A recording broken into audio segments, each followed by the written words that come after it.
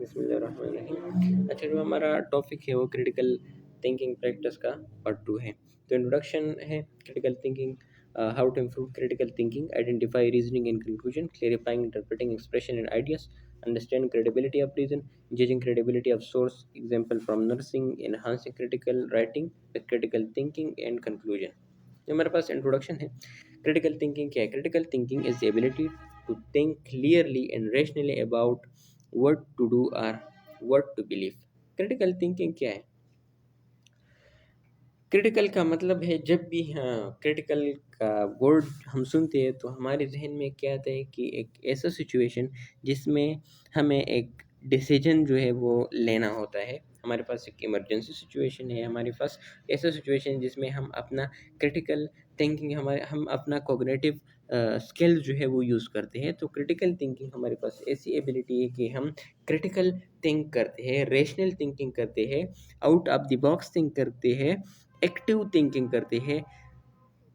ठीक है, ऐसे थिंकिंग करते हैं कि हम क्रिटिकल थिंकिंग, हम इसका ऐसा डिविजन करते हैं कि thinking about thinking, rational thinking, clearly thinking, out of the box thinking, thinking about thinking. तो हम ऐसा थिंकिंग करते हैं कि हम क्या करें और हम किस चीज़ पर बिलीव करें। हम एक सिचुएशन को डिफरेंट एंगल्स से देखते हैं, हम उसकी कंपेयर एंड कंट्रास्ट करते हैं, हम उसकी रैशनल्स को देखते हैं कि अगर मैं एक डिसीजन लेता हूँ तो उसका क्या रिजल्ट जो है वो होगा।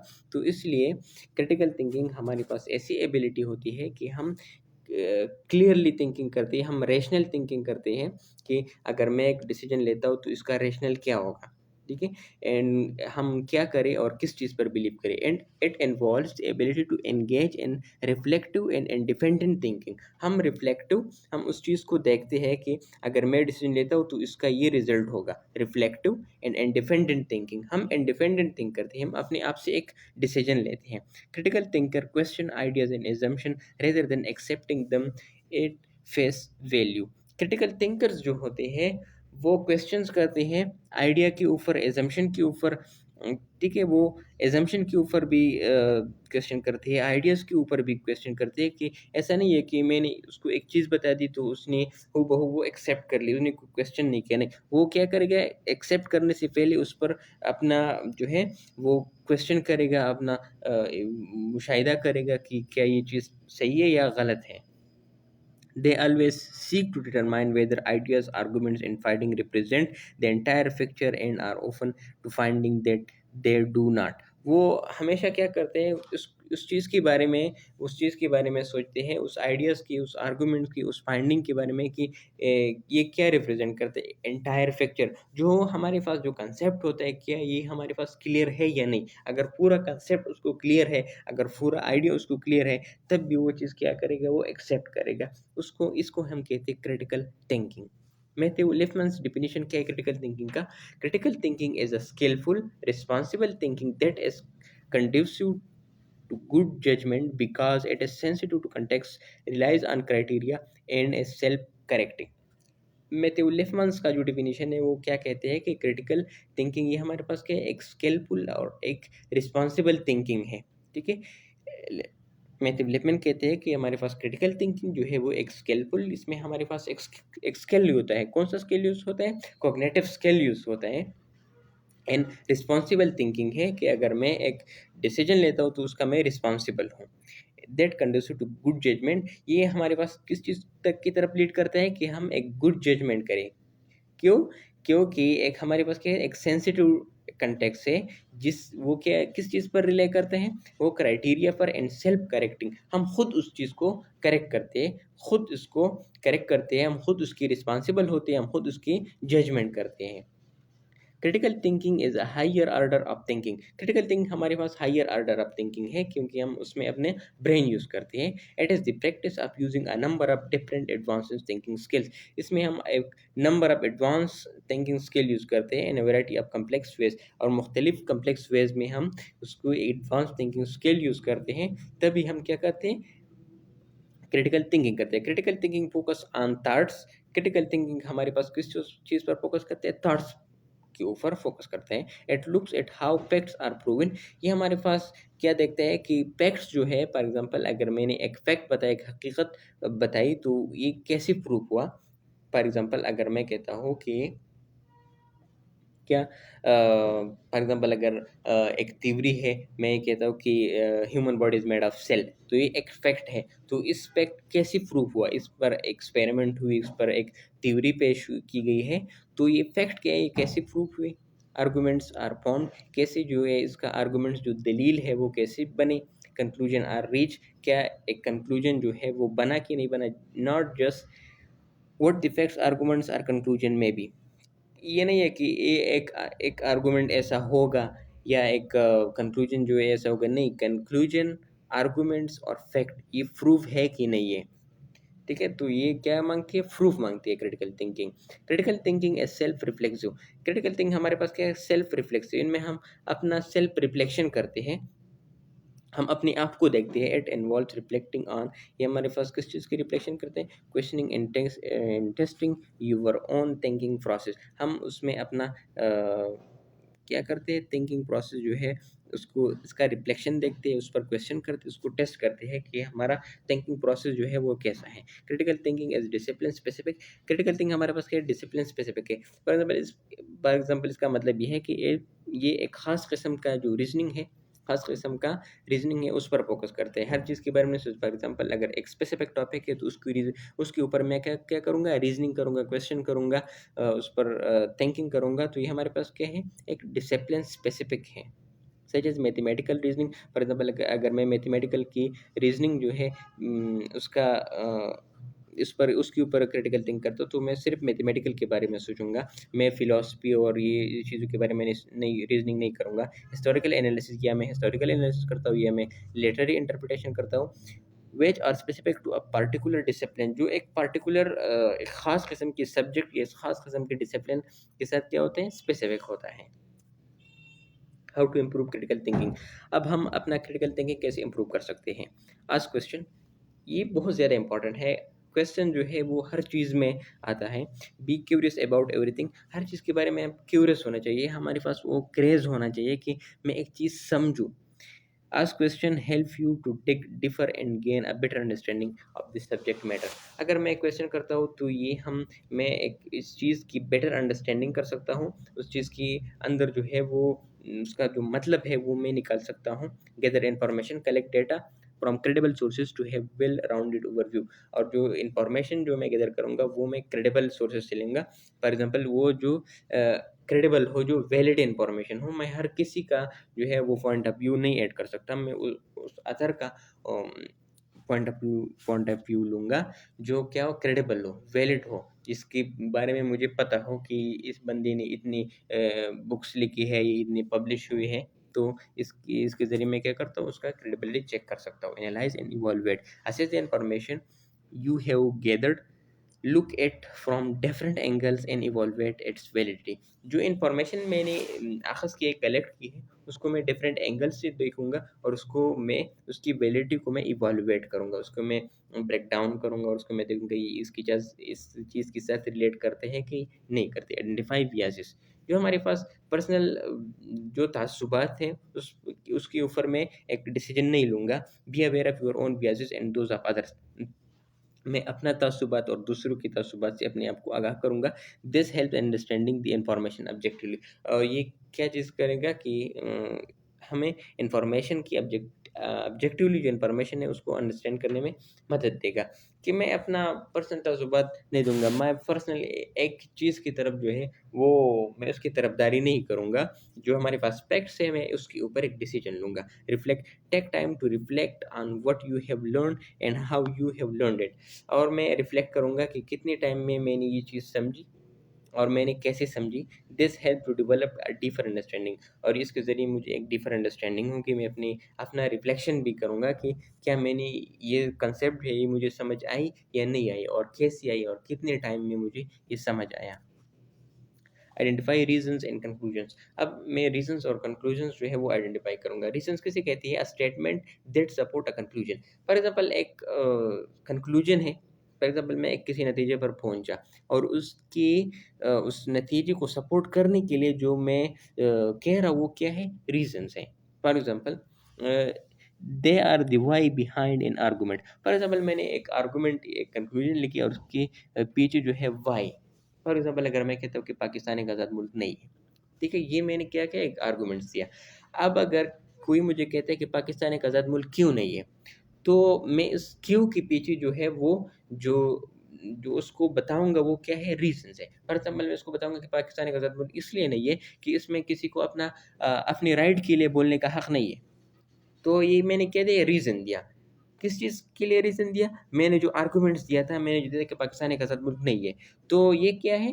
रीज़न्स हैं। Conclusions are the statement that are being argued for. Conclusion क्या है? जो आर्गुमेंट्स मैंने दिए उसका स्टेटमेंट है। They are the main point और आउटकम दैट रीज़न सपोर्ट। ये मेन पॉइंट है, आउटकम है जो रीज़न्स को सपोर्ट करता है। फॉर एग्ज़ाम्पल मैं कहता हूँ कि पाकिस्तान जो है वो आज़ाद मुल्क नहीं है, ये हमारे पास एक कंक्लूजन निकल आया। रीज़न्स मैं दूँगा इसके लिए, एक आर्गुमेंट्स भी दूँगा कि क्यों एक आज़ाद मुल्क नहीं है, इसलिए एक आज़ाद मुल्क नहीं है कि किसी को बोलने का हक नहीं है। और ये मैं क्यों कह रहा है कि किसी को बोलने का हक नहीं है, ये सब लोग कह रहे हैं, मैं खुद से देख रहा हूँ, तो ये क्या है? ये कंक्लूजन है। Understanding the reason process. अब मैं रीज़न प्रोसेस को कैसे अंडरस्टैंड करूँगा? रीज़निंग क्या है? Involve making inference based on evidence और प्रिंसिपल्स। रीज़न्स जो है वो मैं किस चीज़ की बिना पर बनाऊँगा? एविडेंस, सबूत की बिना पर, और प्रिंसिपल्स है। फॉर एग्ज़ाम्पल पाकिस्तान की आईन में लिखा है कि सबको अपनी बोलने का हक है, तो ये तो एक प्रिंसिपल है ना, लेकिन वो मुझे तो नहीं दिख रहा। एविडेंस क्या है? कि सब लोगों को मैं देख रहा हूँ, तो ये हमारे पास क्या है? एक एविडेंस है, तो इसकी बिना पर मेरा रीज़न्स बनेगा, और जब मैं रीज़न्स बनाऊँगा तो इसकी हमारे पास क्या है? एक कंक्लूजन निकल आएगा। Good reasoning is a logical and well founded. हमारे पास जो गुड रीजनिंग है वो क्या है? लॉजिकल और वेल फाउंडेड होंगी। हमारे पास जो रीज़न्स है उसमें लॉजिक होगा कि मैंने नहीं वैसे एक बात बताई और उसका कोई हकीकत है ही नहीं, तो ये ऐसा नहीं होगा। Steps to understand reasoning. अब रीजनिंग के लिए भी क्या है? स्टेप्स है कि वो मैं इसको कैसे अंडरस्टैंड करूँगा कि ये रीज़न ठीक है या रीज़न ठीक नहीं है। And define identify the arguments, premises and conclusion. मैं कंक्लूजन्स को देखूँगा, मैं आर्गुमेंट्स को देखूँगा कि ये कंक्लूजन्स और रीज़न जो है एक दूसरे के साथ रिलेट करते हैं कि नहीं। Evaluate whether the premises logically lead to the conclusion. क्या ये जो हमारे पास प्रेमिसेस है वो कंक्लूजन की तरफ लीड करते हैं कि नहीं। Check for any logical fallacies और एरर्स इन रीजनिंग। और मैं लॉजिकल फैलेसीज जो है उसको भी देखूँगा। लॉजिकल फैलेसीज का मतलब ये है कि ज़हनी ऐसा क्या है कि एरर्स है। फॉर एग्ज़ाम्पल अगर मुझे किसी ने बताया है कि पाकिस्तान ऐसा है, तो वो मेरे ज़हन में बैठ गया है, ठीक है? अगर मुझे कोई लाख दफ़ा कहे कि ये ऐसा नहीं है, ऐसा नहीं है, तब भी वो चीज़ मेरे ज़हन में क्या है? फिट है। तो ये क्या है? लॉजिकल फैलेसीज़ है, एरर्स है, रीज़निंग में एरर्स है। फॉर एग्ज़ाम्पल एक बंदा ऐसा होता है कि आप उसको लाख दफ़ा भी समझाएँ तो वो अपने पॉइंट ऑफ व्यू से नहीं हटता, वो अपनी बात कहता है, आपकी पॉइंट्स ऑफ व्यू नहीं लेता। तो इस चीज़ को क्या कहते हैं? लॉजिकल फैलेसीज़ कहते हैं। Clarifying and interpreting expression and ideas. Clarification किसको कहते हैं? इन्वॉल्व्स मेकिंग समथिंग क्लियर और ईज़ियर टू अंडरस्टैंड। क्लेरिफिकेशन का मतलब कि किसी चीज़ को आसान बनाना, उसको वाज़ेह बनाना, ठीक है? तो मैं इसकी क्लेरिफिकेशन करूँगा। इंटरप्रेशन का मतलब है कि उस चीज़ के मीनिंग को समझना, उसके ब्रेक डाउन करना है किसी चीज़ को। अगर फॉर एग्ज़ाम्पल एक बड़ा-सा कांसेप्ट है, तो मैं उसको छोटे-छोटे पार्ट्स में डिवाइड करूँगा, तब वो मुझे वो चीज़ जो है वो आसानी से समझ आएँगी। Seek definition for unclear terms. अगर उसमें कोई ऐसा टर्म्स है जो मुझे समझ नहीं है, तो मैं उसको क्या करूँगा? उसकी डेफिनेशंस देखूँगा, उसकी मीनिंग देखूँगा। Break down complicated ideas into smaller more understandable parts.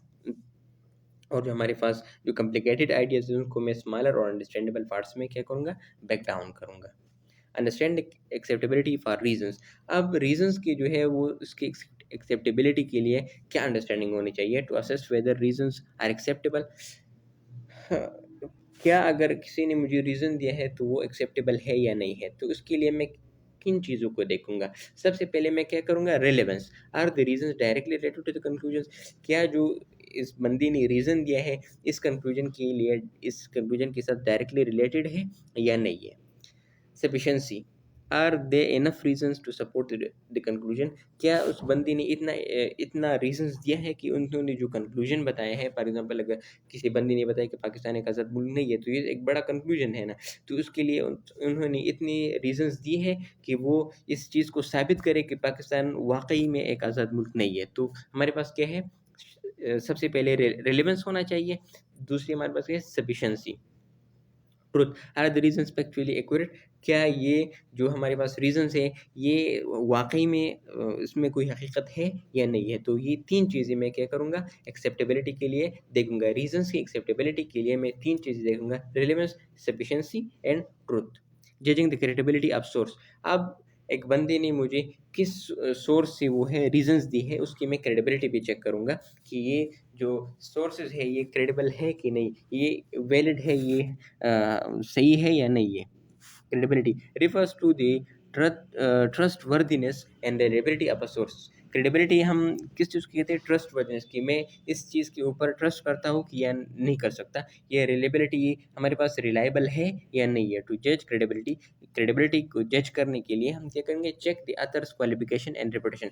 जो अथर है जिसने ये चीज़ लिखी है उसकी मैं क्वालिफिकेशन देखूंगा कि उन्होंने इसकी क्वालिफिकेशन क्या है, एंड रेपुटेशन, उसका रेपुटेशन, उसके माशरे में उसकी इज्जत है या नहीं है, वो कैसा बंदा है। Consider the publication date and relevance, उसका जो पब्लिकेशन है किन डेट पर जो है वो उन्होंने ये बुक जो है या ये आर्टिकल है या जर्नल है वो शाया किया है।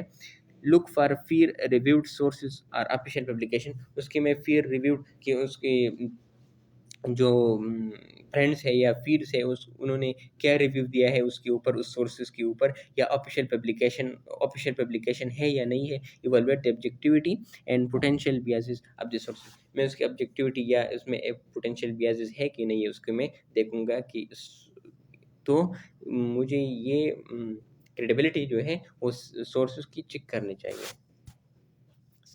Skilfully evaluating references, evaluate reference भाई, अब मैं रेफरेंस जो है वो कैसे इवैल्यूएट करूँगा। रेफरेंस किसी बंदे ने मुझे रेफरेंस दिया है तो उसको भी मैं इवैल्यूएट करूँगा कि ये रेफरेंस जो है वो ठीक है कि नहीं है। Checking for accuracy and reliability, उसकी रेफरेंस की भी मैं क्या करूँगा, एक्यूरेसी की एक्यूरेट है कि नहीं है, और रिलायबिलिटी मैं चेक करूँगा। Ensure the information is up to date, कि इन्फॉर्मेशन क्या है, अप टू डेट हो। फॉर एग्जाम्पल बहुत पुरानी नहीं हो, कि इस हालात के मुताबिक हो। Verifying the credibility of the others and the publication, में अदर्स की जो है वो क्रेडिबिलिटी और पब्लिकेशन जो है वो वेरीफाई करूँगा कि ये वाकई में अतर जो है वो इसकी जो पब्लिकेशन है वो क्रेडिबल है कि नहीं है। Comparing multiple sources to see if they are collaborate with each other, और मैं उसके मल्टीपल सोर्सेज जो है वो स्टडी करूँगा कि एक दूसरे के साथ क्या कंपेयरिंग करते हैं कि या नहीं करते। एग्जाम्पल फ्रॉम नर्सिंग, अब नर्सिंग से एग्जाम्पल है, imagine you are a nurse in the emergency department.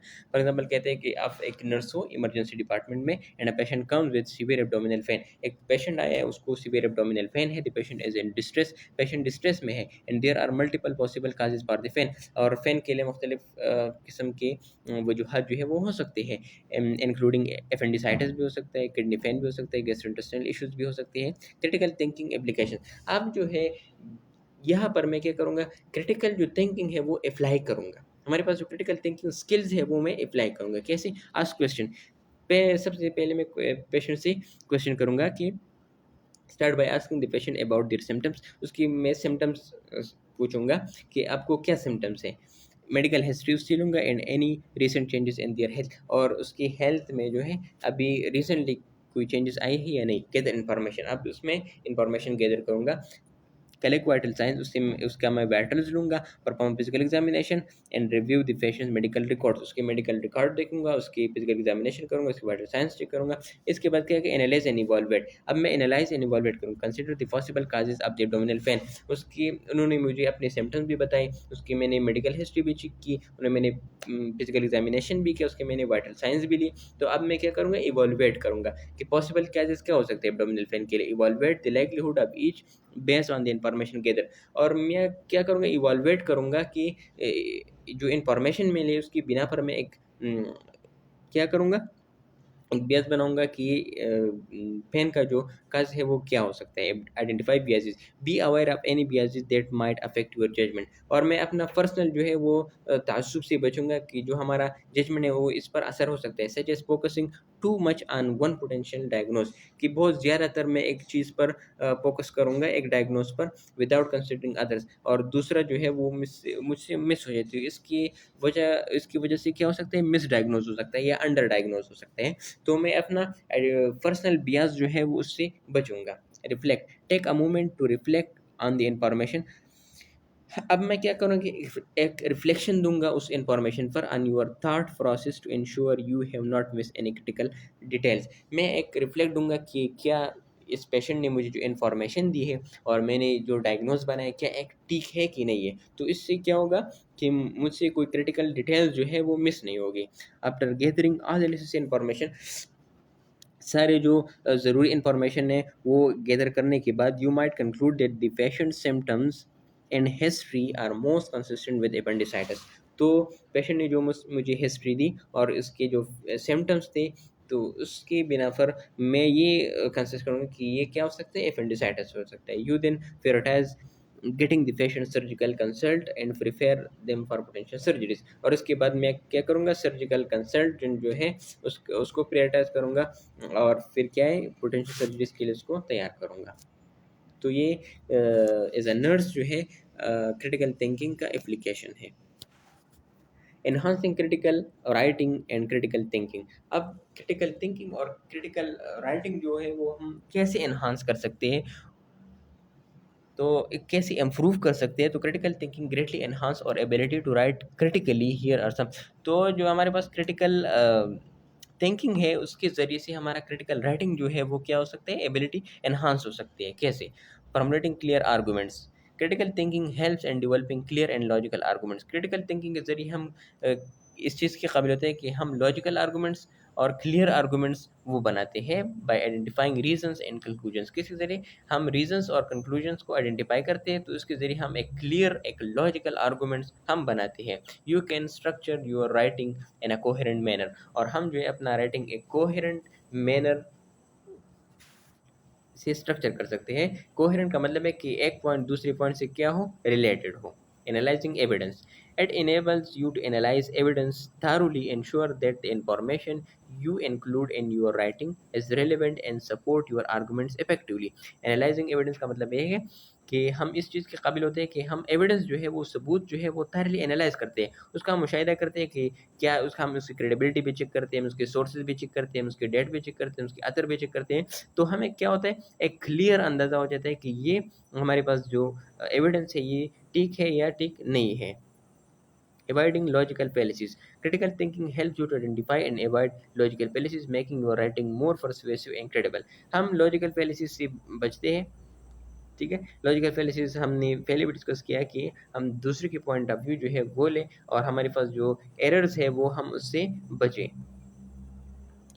And make your writing, और हम अपना राइटिंग जो है वो मोर परसुएसिव बनाते हैं। मोर, हम एक बंदे को अपने पॉइंट ऑफ व्यू से आमादा करना, उसको हम कहते हैं परसुएसिव।